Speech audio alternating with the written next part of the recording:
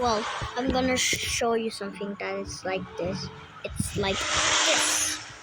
Oh, squishies! Oh my goodness, my game's going to lag.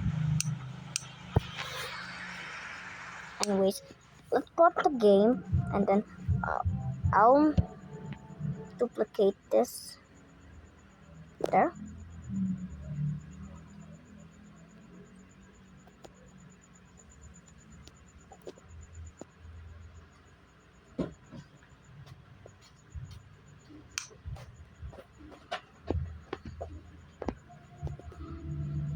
Saan si mama mo? Doon papa na.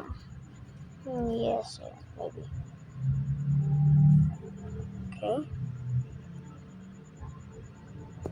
Since I'm gonna attach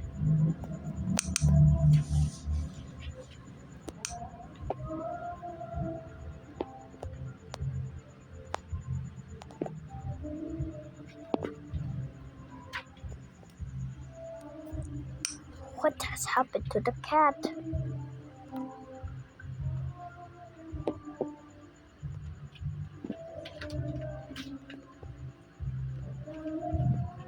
I can feel these blocks moving. And it's so trippy. Okay. Then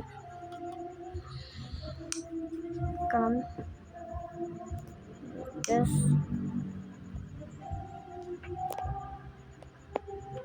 Nope. There.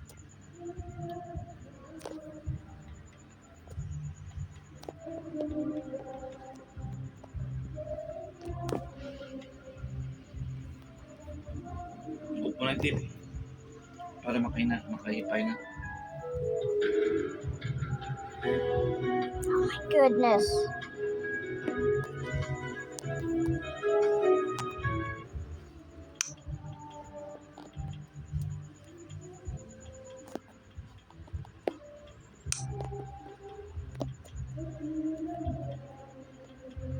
Okay.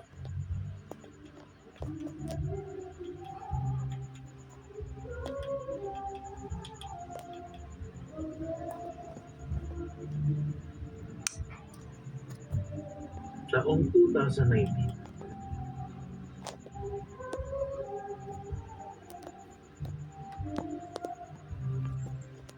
Sapat ba ang nutrisyon niya? Matibay ng brain at immunity. Okay. Ang mga katawan.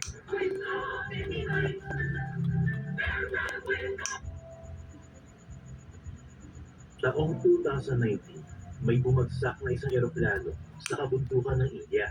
Dali-dali pumunta ang mga pulis para imbestigahan ang eroplano.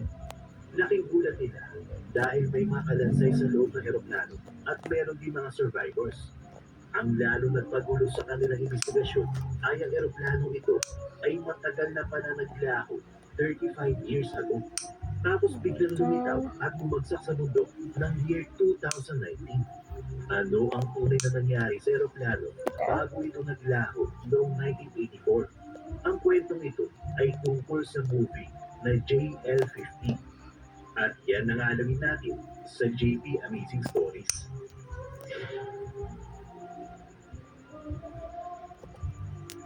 I'm closer. Noong 1984, ang flight JL-50 ay nag-take off mula sa syudad na Kolkata, India. Pero sa kalagitnaan ng biyahe, nakaranas ng mabigat na turbulence at masamang panahon ang flight JL-50. At sa isang iglaw, nawala ang communication sa eroplano. Bigla rin naglaho ang eroplano sa kalangitan.